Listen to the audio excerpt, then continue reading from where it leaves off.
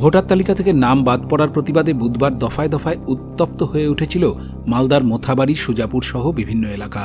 এসআইআরের কাজে নিযুক্ত 7 জন বিচারককে কালিয়াচক 2 ব্লক অফিসের ভেতর রাত পর্যন্ত আটকে রাখার অভিযোগ ওঠে।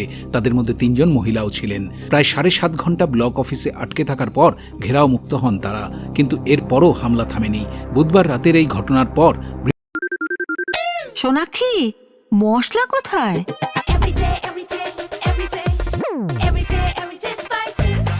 এভরিডে মশলা, দেশের স্বাদ। বৃহস্পতিবার থমথমে পুরো মোথাবাড়ি। রাস্তাঘাট শুনশান। ব্লক অফিস চত্বরের বেশিরভাগ দোকানই ছিল বন্ধ।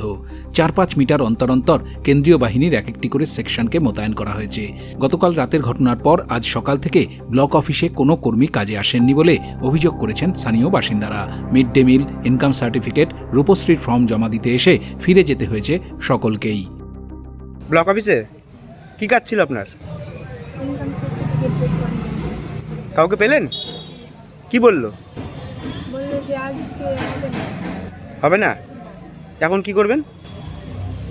এখন পরে নিয়ে আসবো। কি নাম আপনার? নাম কি? মাসুফা খাতুন। বাড়ি কোথায়? মালদা থেকে অরিন্দম বাগের রিপোর্ট, উত্তরবঙ্গ সংবাদ।